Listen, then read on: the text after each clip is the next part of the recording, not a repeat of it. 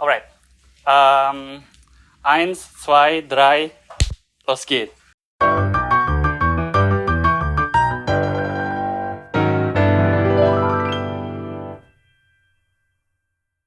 Halo semua, selamat datang kembali di podcast Studcast by PPI Stuttgart.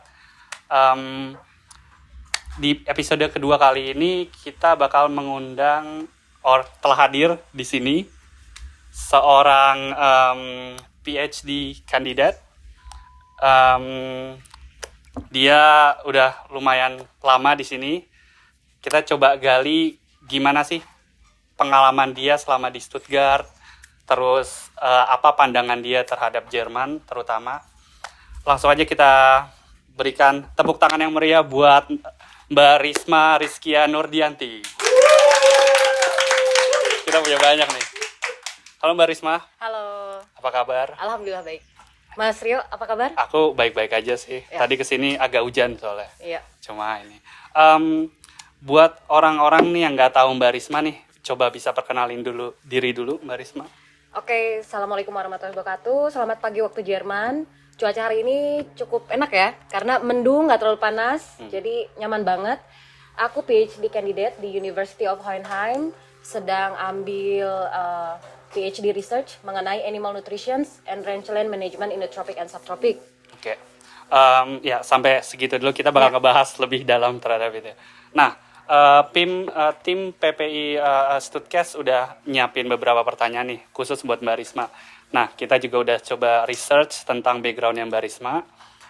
Correct us if I'm wrong, if we are wrong ya. Jadi Mbak Risma ini dia punya bachelor di Animal Science Unpad, terus melakukan studi juga master di Environment Science and Natural Resources di Unpad juga.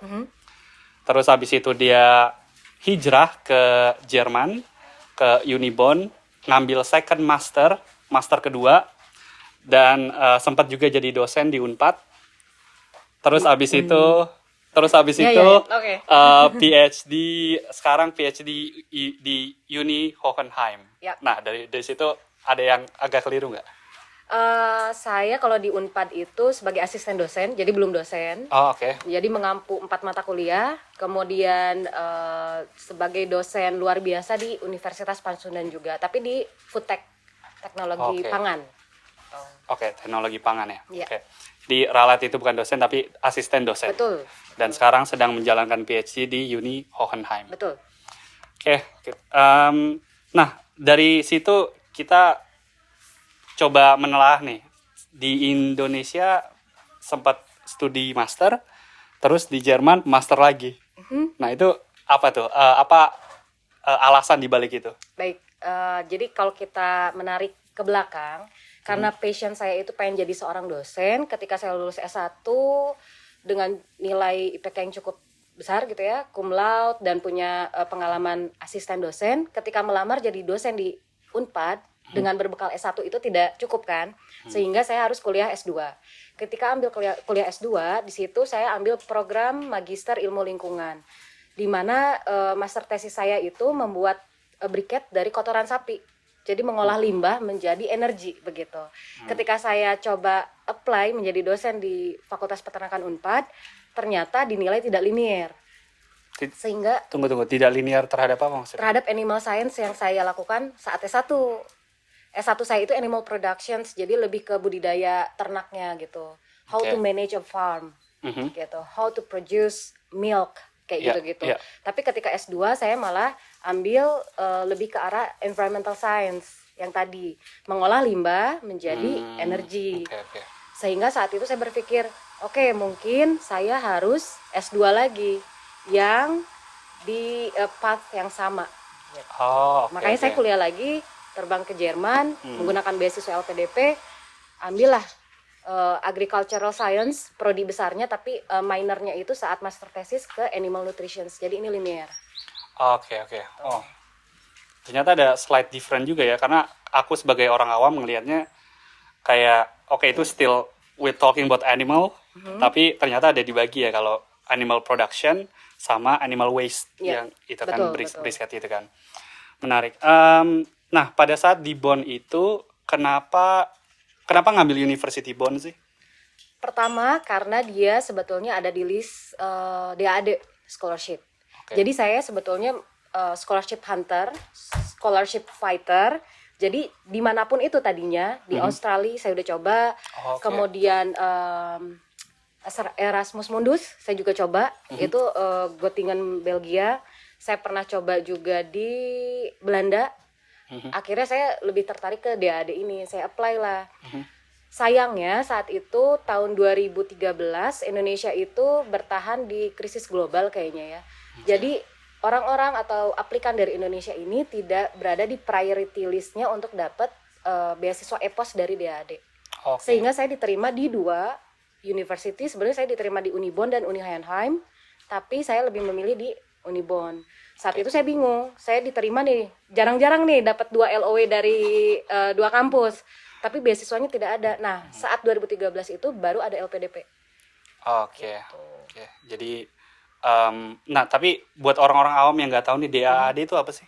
DAAD itu adalah beasiswa dari pemerintah Jerman, seperti LPDP. Oh. Atau kalau di Australia itu ada AusAid, ada Fulbright di Amerika, ada Chevening di UK, ada Nuffic Neso di Belanda.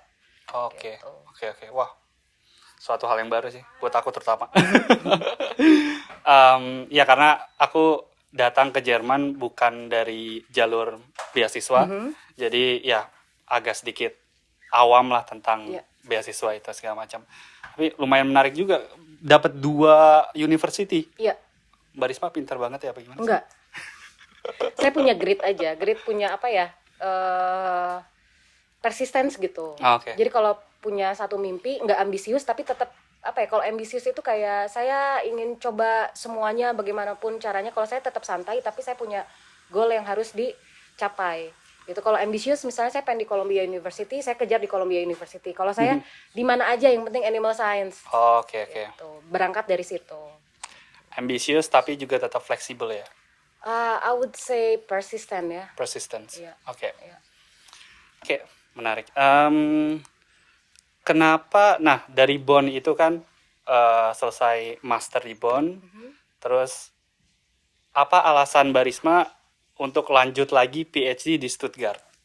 Again, balik lagi ke passion awal. Saya pengen jadi dosen. Saya pengen di academic pathway, sehingga sepertinya background pendidikan itu sangat dipertimbangkan di akademik ini ya, di dunia akademik ini, sehingga ya S2 nampaknya udah banyak lulusan S2, tapi lulusan S3 masih jarang, dan Indonesia butuh lulusan S3 tentunya.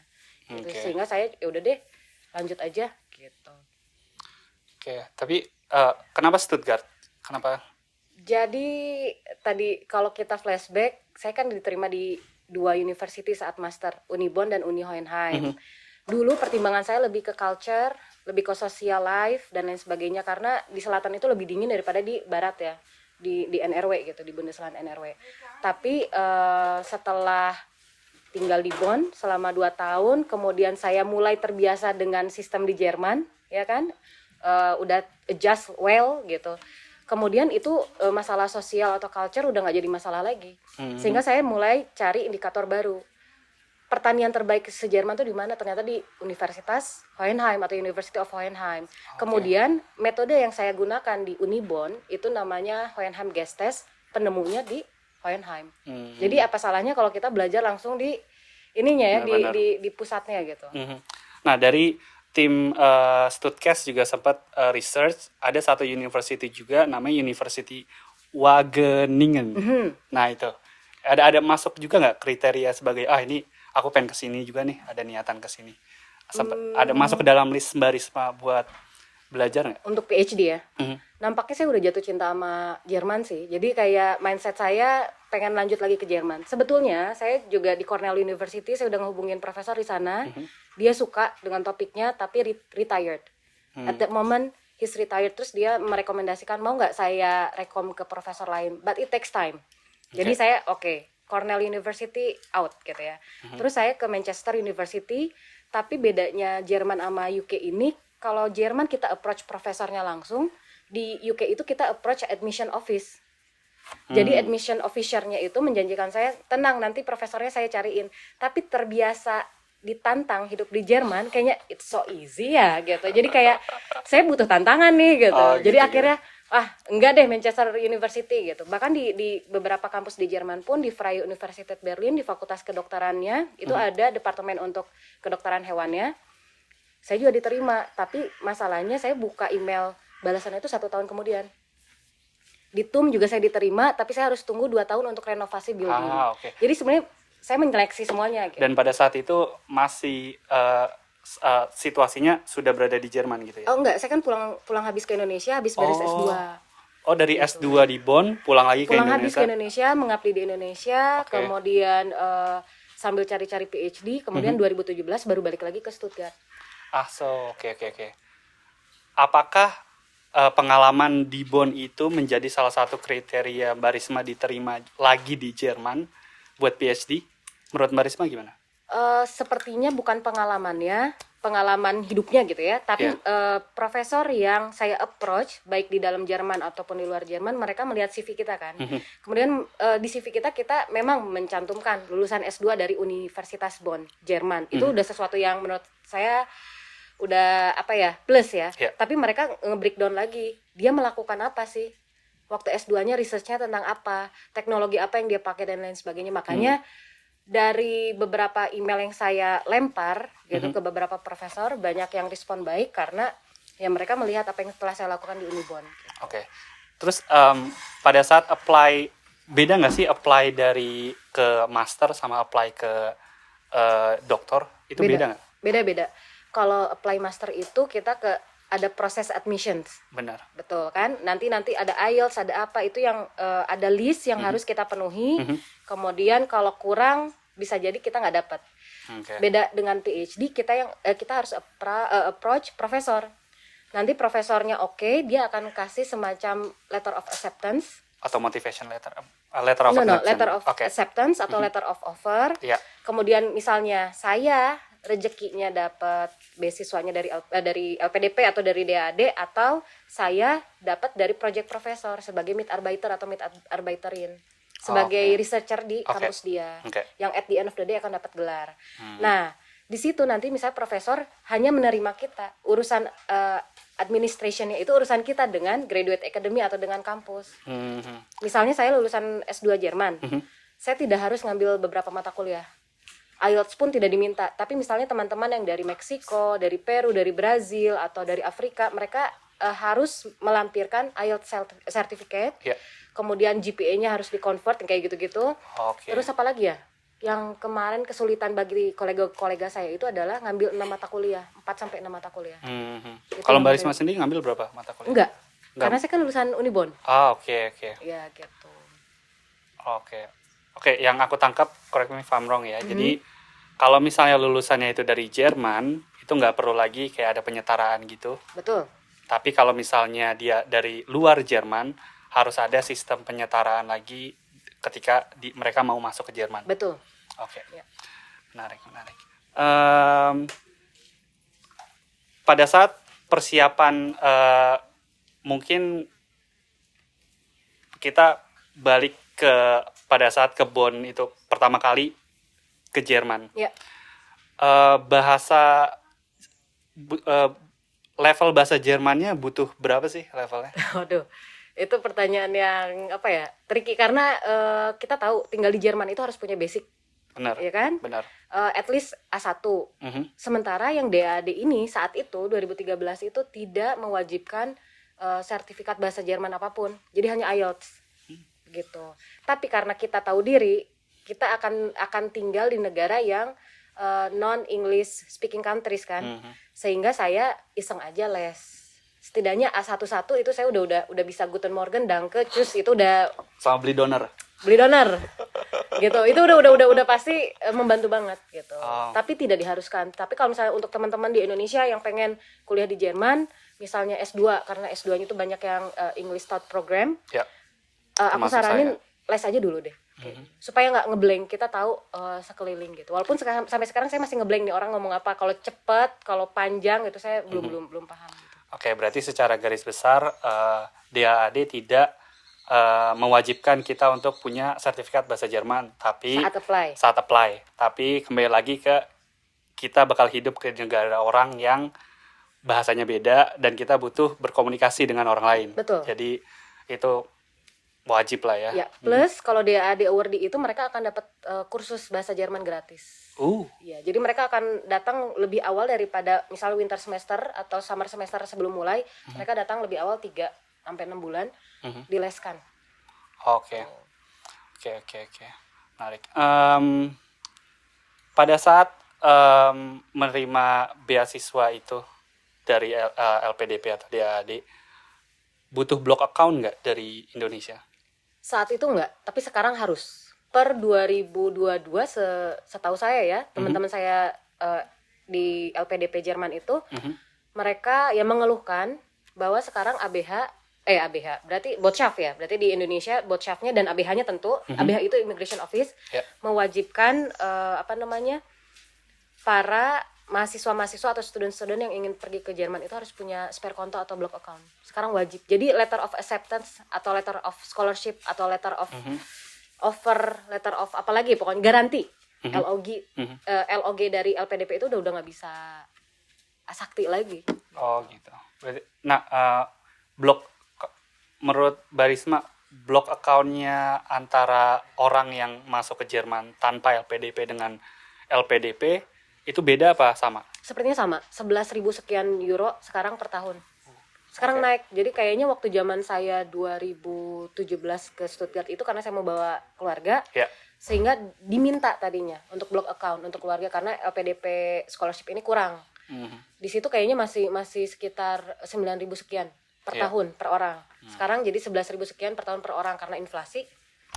Jadi ya. Pada saat aku ke Jerman sih waktu itu masih 8 ribuan. Tahun berapa? Tahun 2017. Oh iya, berarti 2017. ya. Mungkin kita sama lah, 2017 aja diminta gitu 8.000 sampai 9.000 lah per orang. Iya. Bicara soal kompensasi nih dari biaya pembuatan visa kan dari tempat Mbak Risma waktu di Indonesia terus harus traveling cost dari situ ke Dubes di Indonesia segala macam. Sama biaya pendaftaran kampus, tujuan segala macam. Itu apakah itu tunjangannya di cover sama LPDP juga atau? Kalau sama LPDP itu travelingnya kayak transportations dari rumah kita ke Dubes tidak ditangguh ya, tidak di cover. Tapi nanti kita bisa pilih biaya visa atau biaya resident permit yang mau di cover sama LPDP. Tapi waktu itu saya lebih milih kayaknya resident permit ya, kayaknya ya. Karena resident permit kayaknya lebih mahal daripada visa gitu. Tapi lucunya kalau di negara lain semuanya ditanggung. Oke. Cuman kan kita beda ya. Kalau di Jerman tuh kita buat visa terpisah, terus misalnya visa kita cuman berlaku 3 bulan ya kalau nggak salah. Terus harus perpanjang lagi dan itu biaya lagi gitu. Padahal itu masih serangkaian itu, tapi LPDP hanya membolehkan kita pilih salah satu. Oke. Ya, menarik. Soalnya kalau dari pengalaman aku sendiri, aku sampai sekarang tuh masih pakai Fiction Bescheinigung kan. Nah, itu kayak kartu aku tuh nggak dapet. Saya kayak udah 3-4 kali kayak ngulang lagi. Nggak dapet kartu. Jadi ya itu salah satu juga pengalaman lah kalau misalnya ke Jerman. Jadi kalau misalnya berurusan dengan Ausländerbehörde ya Immigration Office harus kuat mental. Ya, kuat mental. Bener banget. Ini nanti semua orang pada curhat nih masalah visa. Bisa aja sih kalau mau nih. Wah, episodenya lama nih kalau kayak gini. Aku pengen coba ngulik lagi pada saat tiba di Jerman nih. Karena kita ngebahas sedikit tentang Immigration Office. Ada pengalaman menarik gak di Immigration Office? Oh ada. Jadi awal-awal saya ke Jerman itu semua lancar ya. Bawa keluarga juga lancar. Tadinya saya diminta blog account, akhirnya bernegosiasi nih dengan pihak Immigration Office dan kedubes tentunya bahwa beasiswa LPDP ini cukup. Padahal enggak juga gitu. Cuman kita it's a matter of convincing people gitu loh. Udah akhirnya mereka teryakinkan. Pas kita kesini semua lancar. Cuman pada suatu ketika itu saya harus menyertakan enrollment sebagai PhD candidate. Jadi kalau di Universitas Hohenheim ini kita pas masuk kita jadi student, PhD student, terus ada enrollment lagi yang kedua di Graduate Academy sebagai PhD candidate. Jadi levelnya itu lebih atas gitu. PhD candidacy ini bisa dilakukan bahkan 3 bulan sebelum sidang atau sebulan sebelum sidang, anytime. However, Immigration Office meminta surat enrollment sebagai PhD candidate itu di awal-awal saya datang. Gimana bisa itu? Ya bisa aja. Oh, walaupun tadi yang Mbak Risma bilang Iya. harus 3 bulan sebelumnya, tapi bisa Bisa aja, itu dari kampus boleh. Tapi Oh, oke. masalah visa ini, Immigration Office minta begitu. Cuman kebetulan saya punya profesor yang agak rumit, kompleks, menantang, sehingga beliau itu sibuk sekali dan tidak bisa ada waktu saat itu untuk baca draft-draft proposal research saya. Ya. Sehingga it takes time lama-lama. Dan dia selalu bilang saya sibuk. Akhirnya ada kami pernah ditegur oleh Immigration Office bahwa they have to check the security system untuk saya, suami dan anak saya yang masih bayi. Jadi we are being suspected as a terrorist saat itu. Karena mereka aneh kok profesornya nggak mau tanda tangan kita. Terus aku bilang, ya cek aja gitu. And let me know hasilnya apa. Ternyata bersih. Oke. Penasaran. Security check seperti apa yang mereka lakukan sih Kayaknya pada saat apakah itu? ini orang pernah melakukan a violation? Aha. Misalnya pernah didenda, Mhm. jadi nggak bayar tiket, Oh, atau Schwarzfahrer. iya, atau melakukan kejahatan lainnya lah intinya gitu. Oh, oke. Selama tinggal di Jerman, mereka cek ternyata bersih. Akhirnya mereka memberikan lagi perpanjangan Fiktionbescheinigung 3-4 bulan, tapi kita harus datang terus. Meanwhile profesor saya belum ada waktu kan untuk itu. Jadi kayak it takes like 1 year.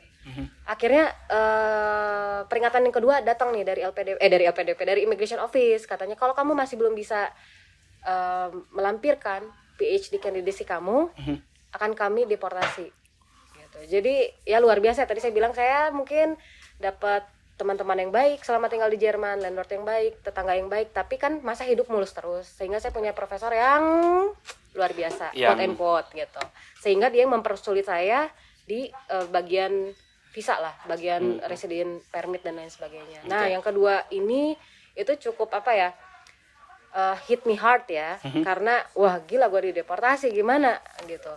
Cuman akhirnya saya bawa kolega saya orang Jerman ke Immigration Office biar dia jadi saksi.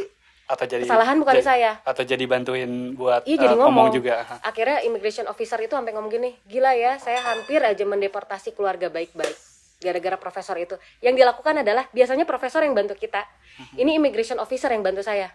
Jadi kamu tunggu di waiting room, dia bilang kamu keluar dulu, kamu tunggu di waiting room, saya yang akan email profesor kamu gitu. Jadi orang-orang yang nge-urge profesor saya baca dokumen saya adalah Immigration Officer. Wow. Biasanya kebalikannya, profesor biasanya. yang bantu kita untuk dapat extension untuk permit gitu.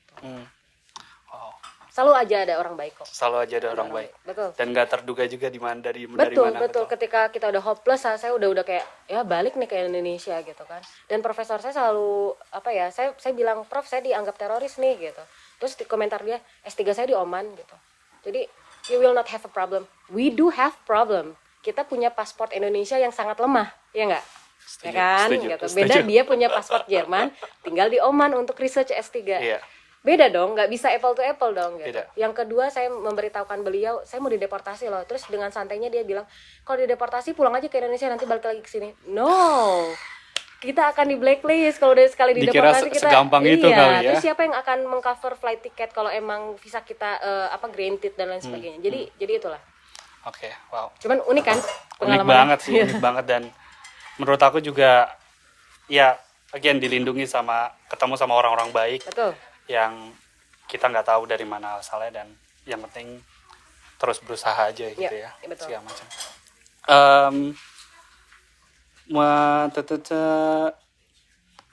Berarti sekarang udah jalan berapa tahun di PhD kandidat? Kalau mulai dari awal datang itu sekarang tahun ke-6. Tapi kalau PhD candidacy itu baru 4 tahun 9 bulan. Oke. Terus ada sejauh ini so far gimana? Seru? Seru. Aku suka banget experimental science di lab dan lain sebagainya, dan saya one of the best PhD student I would say di lab. Nggak pernah rusakin barang, repetition rendah dan lain sebagainya. Meanwhile kolega-kolega saya itu biasanya mecahin alat-alat tuh kan mahal. Alat-alat di lab tuh mahal. Ada satu syringe itu 30 euro. Itu yang kecil, belum yang gede-gede. Dan biasanya mereka ngerusakin fiber fractions machine apa-apa. Kalau saya benar-benar teliti dan lain sebagainya, makanya saya seneng banget sebenarnya. Cuman it has been done like 2 years ago, 3 years ago, udah accomplished. Sekarang saya tinggal nulis. Oke. Nah, nulis ini juga sebenarnya tantangannya banyak karena ketika kita sudah kasih draft ke profesor, lagi-lagi profesor nggak ada waktu buat baca, ya kan? Saya pernah kirim satu chapter 3 saya Oktober tahun lalu, baru dikasih draftnya 2 bulan lalu. It takes like 6 to 7 months. Wow. Gitu. Itu nanti kita revisi, kita kirim lagi ke profesor, tunggu lagi feedbacknya. Itu out of 6 chapters ya. Saya punya 6 chapters, sekarang masih stuck di chapter 3 gara-gara dia sibuk banget gitu. Alright. Mungkin kita masuk ke sesi penutup ya. Ya. Segala macam. Bentar aku lihat dulu nih, mana nih ininya. Menurut pandangan Mbak Risma nih tentang program LPDP yang mewajibkan alumninya pulang nih, karena kita sempat research juga LPDP harus balik ke Indonesia dengan kontrak 2N+1. Ya. Nah, pandangan Mbak Risma apa tentang hal itu? Pandangan saya, kewajiban pulang 2N+1 ini adalah kewajiban yang menuntut kita untuk mengabdi ke Indonesia kan. Gitu. Sehingga secara fisik sebetulnya LPDP minta kita ada di Indonesia. Ini berlaku surut sampai PK awal. Jadi saya itu PK 2 tahun 2013. Jadi saya dibilangnya prasejarah, awardee dari prasejarah. Karena PK 1 dengan PK 2 beda 1 atau 2 minggu lah. Sekarang udah ratusan kan PK-nya sampai 2023 ini tuh. Yang saya yakini 2N+1 ini surut ke belakang. Walaupun secara tertulis itu kayaknya 2015-an baru ada tertulis gitu ya. Dan saya sangat ingin teman-teman alumni LPDP ini untuk pulang. Tapi LPDP itu memberikan sebetulnya kebijaksanaan.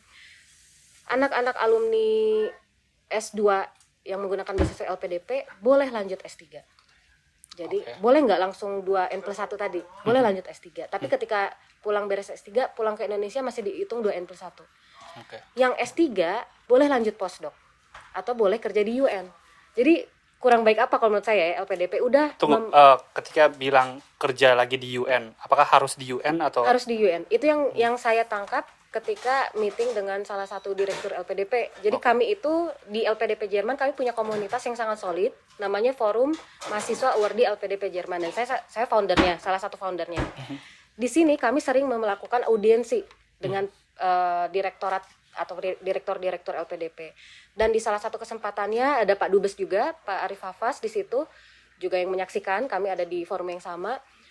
Pak Direktur bilang LPDP boleh pulang langsung 2N+1 atau boleh tidak pulang tapi hanya yang S3 ya. Bisa lanjut postdoc karena akan membuka pintu-pintu kerja sama riset Indonesia Jerman tentunya, which is good, really good ya. Yang kedua adalah kerja di UN. UN ini kan ada banyak, ada WHO, ada FAO, ya kan, ada UNICEF, UNESCO dan lain sebagainya. FAO pun ke breakdown banyak banget. Ada yang livestock seperti saya, ilmu peternakan lah. Itu ada di Kenya, ILRI, ada CIFOR, forestry di Bogor. Itu. Terus ada yang padi di mana.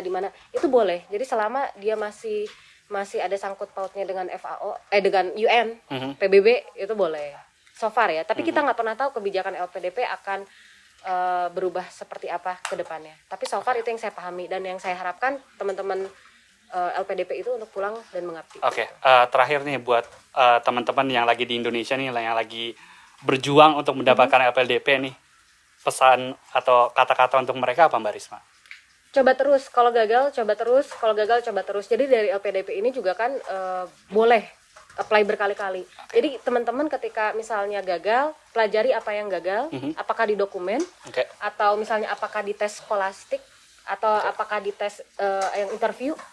Coba aja lagi kalau pengen beasiswanya LPDP dan pengen pulang mengabdi untuk Indonesia. Tapi kalau teman-teman misalnya saya pengen lanjut kuliah S2 di Jerman, apply ada DAAD, ada KAAD, ada Henrik Boll Stiftung, ada Konrad Adenauer Stiftung, banyak banget. Gitu. Tapi dilihat lagi requirement-nya. Itu bakal lebih detail lagi mungkin nanti di next video tentang LPDP. So, terima kasih Mbak Risma buat waktunya. Kita senang banget bisa dapat ilmu dari Mbak Risma, dengar juga pengalaman dari Mbak Risma yang luar biasa bagus. So, terima kasih buat nonton, buat teman-teman yang udah nonton. Sampai jumpa di podcast selanjutnya. Bye bye.